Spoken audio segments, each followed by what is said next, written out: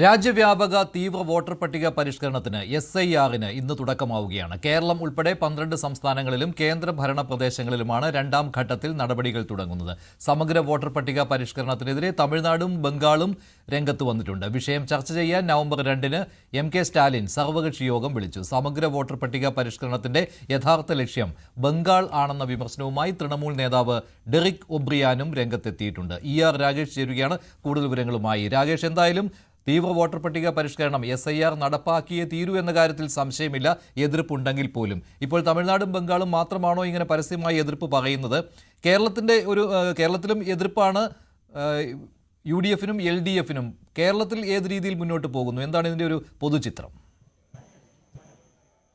മഞ്ജുഷ്, 9 സംസ്ഥാനങ്ങളിലും 3 കേന്ദ്രഭരണ പ്രദേശങ്ങളിലുമാണ് ഇപ്പോൾ SIR-ന് തുടക്കമായിരിക്കുന്നത്. ഈ 9 സംസ്ഥാനങ്ങളിൽ കേരളവും തമിഴ്നാടും പശ്ചിമ ബംഗാളും അടുത്ത വർഷം ഏപ്രിൽ മാസത്തോടുകൂടി തെരഞ്ഞെടുപ്പിലേക്ക് പോകുന്ന സംസ്ഥാനങ്ങളാണ്. തമിഴ്നാടിനൊപ്പം തന്നെയാണ് പുതുച്ചേരിയിലും നിയമസഭാ തെരഞ്ഞെടുപ്പ്. ഇതുൾപ്പെടെ 9 സംസ്ഥാനങ്ങളൊപ്പം തന്നെ 3 കേന്ദ്രഭരണ പ്രദേശങ്ങൾ, ഏതാണ്ട് 51 കോടി വോട്ടർമാർ ആണ് ഈ 12 ഇടങ്ങളിലായി ഉൾപ്പെടുക. ഏതായാലും തെരഞ്ഞെടുപ്പ് കമ്മീഷൻ നടപടികളുമായി മുന്നോട്ട് പോവുകയാണ്. പ്രത്യേകിച്ച് പ്രാഥമിക നടപടികൾക്കാണ്, പ്രിന്റിംഗ് അടക്കമുള്ള നടപടികൾക്കാണ് ഇന്ന് തുടക്കമായിരിക്കുന്നത്. ഫെബ്രുവരി അവസാനത്തോടുകൂടി അല്ലെങ്കിൽ പകുതിയോടുകൂടി തന്നെ അന്തിമ വോട്ടർ പട്ടിക പ്രസിദ്ധീകരിക്കുക, അതാണ് ഇപ്പോൾ തെരഞ്ഞെടുപ്പ് കമ്മീഷൻ ഈ SIR-ന്റെ രണ്ടാം ഘട്ട ഷെഡ്യൂൾ നിശ്ചയിച്ചിരിക്കുന്നത്. അതിനൊപ്പം തന്നെ പ്രതിഷേധങ്ങളും വലിയ തോതിൽ ശക്തമാവുകയാണ്. കേരളം നേരത്തെ തന്നെ നിയമസഭാ പ്രമേയം പാസാക്കിയതാണ് SIR-നെതിരെ. സമാനമായ രീതിയിലുള്ള പ്രതിഷേധം ഇപ്പോൾ തമിഴ്നാട്ടിൽ നിന്നും ബംഗാളിൽ നിന്നും ഉയരുകയാണ്. അതായത് DMK ഇപ്പോൾ വ്യക്തമാക്കിയിരിക്കുന്നത് വോട്ട് മോഷണത്തിന് വേണ്ടിയാണ് SIR നടപ്പാക്കുന്നത് എന്ന വിമർശനമാണ് തമിഴ്നാട്ടിൽ നിന്ന് സർക്കാരിനെ നയിക്കുന്ന DMK ഇപ്പോൾ ചൂണ്ടിക്കാണിച്ചിരിക്കുന്നത്. മാത്രവുമല്ല, ഈ വിഷയം ചർച്ച ചെയ്യാൻ 2-ാം തീയതി സർവകക്ഷി യോഗം വിളിച്ചിരിക്കുകയാണ് MK സ്റ്റാലിൻ. DMK ചൂണ്ടിക്കാണിക്കുന്ന പ്രധാനപ്പെട്ട കാര്യം, സമഗ്ര വോട്ടർ പട്ടിക പരിഷ്കരണത്തിന് എതിരില്ല, പക്ഷേ ഇപ്പോൾ വടക്കിഴക്കൻ മൺസൂൺ ശക്തമാണ്. ആ ഒരു ഘട്ടം കൂടാതെ നിയമസഭാ തെരഞ്ഞെടുപ്പിന് 3-4 മാസം മാത്രമാണ് ബാക്കിയുള്ളത്. ഈ ഘട്ടത്തിൽ ഒരു വോട്ടർ പട്ടിക പരിഷ്കരണം പ്രായോഗികമല്ല. അതുകൊണ്ട് തന്നെ ബീഹാറിൽ എന്തുകൊണ്ട് നടപ്പാക്കി എന്നത് എല്ലാവർക്കും അറിയാവുന്ന കാര്യമാണ്. പ്രത്യേകിച്ച് ന്യൂനപക്ഷങ്ങളെയും പിന്നാക്ക വിഭാഗങ്ങളെയും പട്ടികയിൽ നിന്ന് ഒഴിവാക്കിയാണ് ബീഹാറിൽ നടപ്പാക്കിയ SIR-ഓട് ലക്ഷ്യമിട്ടത്. സമാനമായ നടപടി ഏതായാലും തമിഴ്നാട്ടിൽ അംഗീകരിക്കില്ല എന്ന പ്രതികരണമാണ് ഇപ്പോൾ സർക്കാരിൻ്റെയും DMK-യുടെയും ഭാഗത്തുനിന്ന് ഉണ്ടായിട്ടുള്ളത്. ബംഗാളിലെത്തുമ്പോൾ ബംഗാൾ ചൂണ്ടിക്കാണിക്കുന്ന പ്രധാനപ്പെട്ട കാര്യം, തൃണമൂൽ കോൺഗ്രസ് ചൂണ്ടിക്കാണിക്കുന്ന പ്രധാനപ്പെട്ട കാര്യം, ബീഹാറിൽ കണ്ടത് റിഹേഴ്സൽ മാത്രമായിരുന്നു.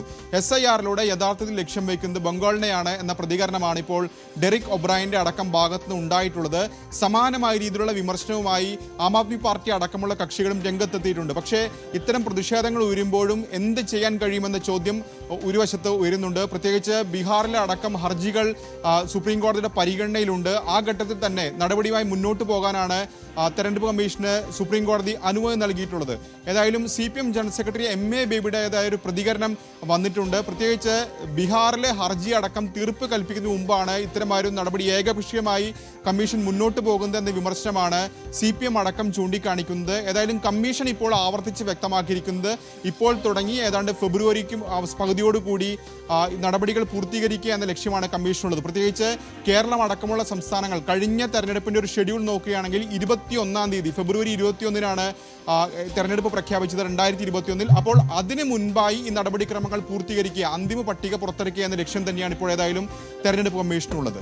ഇപ്പോൾ രാഷ്ട്രീയമായി എതിർപ്പ് ഉന്നയിക്കുന്നതിനപ്പുറം മറ്റു രീതിയിലുള്ള എതിർപ്പുകൾക്ക് ഇവിടെ പ്രസക്തിയുമില്ലല്ലോ. എന്തായാലും കമ്മീഷന്റെ നടപടിക്രമങ്ങളുമായിട്ട് മുന്നോട്ട് പോകും. പക്ഷേ ഇത് കൃത്യമായിട്ട് ഒരു വിജിലന്റ് ആയിരിക്കണം എന്നുള്ള നിർദ്ദേശമായിരിക്കുമല്ലോ സ്വാഭാവികമായിട്ടും പ്രതിപക്ഷ പാർട്ടികൾ നൽകുക.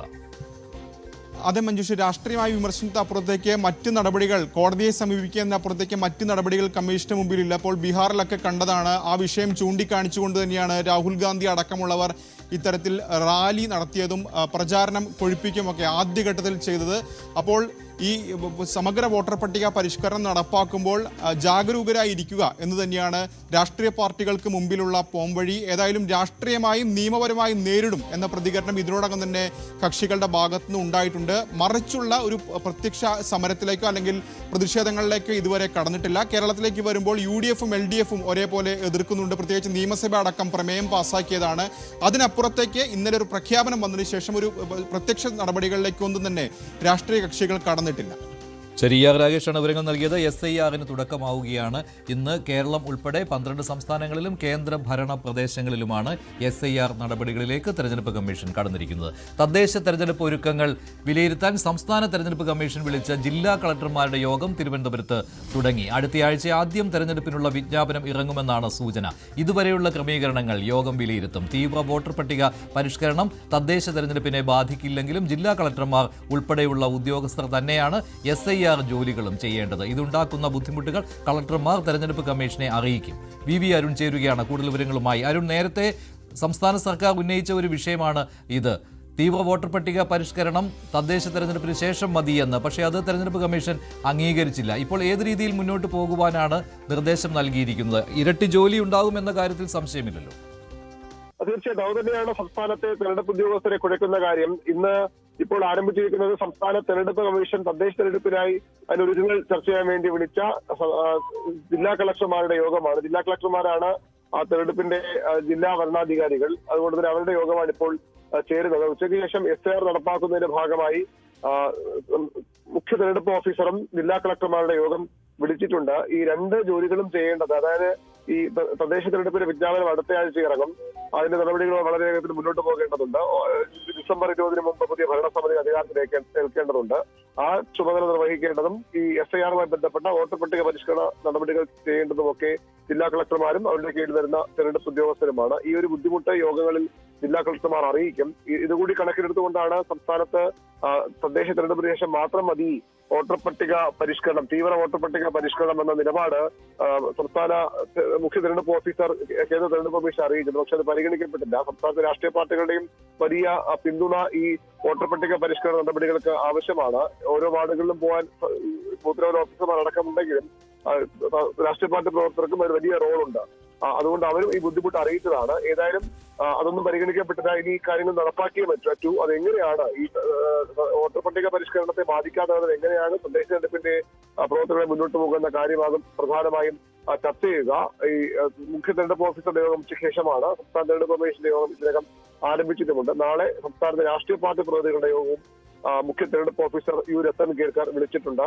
ഈ വോട്ടർ പട്ടിക പരിഷ്കരണവുമായി സഹകരിക്കണമെന്ന ആവശ്യം വീണ്ടും അവർ മുന്നോട്ട് വയ്ക്കും. നേരത്തെ യോഗം വിളിച്ചപ്പോൾ, ആദ്യഘട്ടത്തിൽ യോഗം വിളിച്ചപ്പോൾ BJP ഒഴികെയുള്ള എല്ലാ രാഷ്ട്രീയ പാർട്ടികളും സംസ്ഥാനത്തെ അംഗീകൃത പാർട്ടികളും ഒരു കാരണവശാലും വോട്ടർ പട്ടിക പരിഷ്കരണം ഇപ്പോൾ നടപ്പാക്കാൻ പാടില്ല. അതൊന്ന് ഈ തദ്ദേശ തെരഞ്ഞെടുപ്പ് അടുത്തിരിക്കുന്നു എന്നതാണ് ഒരു കാരണമായി പറഞ്ഞത്. മറ്റൊന്ന് ഈ കേന്ദ്ര തീരുമാനം രാഷ്ട്രീയ ഉദ്ദേശത്തോടു കൂടിയുള്ളതാണ്. അതിനെതിരെ ഇപ്പോൾ തന്നെ സുപ്രീം കോടതിയിൽ ഹർജിയുണ്ട്. സുപ്രീം കോടതി ഹർജി നിൽക്കുമ്പോൾ അതെങ്ങനെയാണ് ഈ തീരുമാനവുമായി സംസ്ഥാനത്ത് മുന്നോട്ട് പോകുന്നത് എന്ന ചോദ്യമാണ്. ബീഹാർ ഒരു മാതൃകയായി കണ്ടാണ് തെരഞ്ഞെടുപ്പ് മുന്നോട്ട് പോകുന്നത്. അപ്പോൾ എങ്ങനെയാണ് സംസ്ഥാനത്ത് ഇത് നടപ്പാക്കുന്ന ചോദ്യവും CPM ഉം കോൺഗ്രസും അടക്കമുള്ള രാഷ്ട്രീയ പാർട്ടികൾ മുന്നോട്ട് വച്ചിരുന്നു. BJP പൂർണ്ണമായും തെരഞ്ഞെടുപ്പ് കമ്മീഷൻ നീക്കങ്ങളെ അംഗീകരിക്കുകയും ചെയ്തിരുന്നു, അതിന് പിന്തുണയ്ക്കുകയും ചെയ്തു. നാളെയും സമാന നിലപാടാണ് രാഷ്ട്രീയ പാർട്ടികൾ സ്വീകരിക്കുക. ശരി, VV അരുണാണ് വിവരങ്ങൾ നൽകുന്നത്. SIR നടപടിക്രമങ്ങളുമായി മുന്നോട്ട് പോവുകയാണ്. തെരഞ്ഞെടുപ്പ് കമ്മീഷന്റെ യോഗവും ഇന്ന് ചേരും.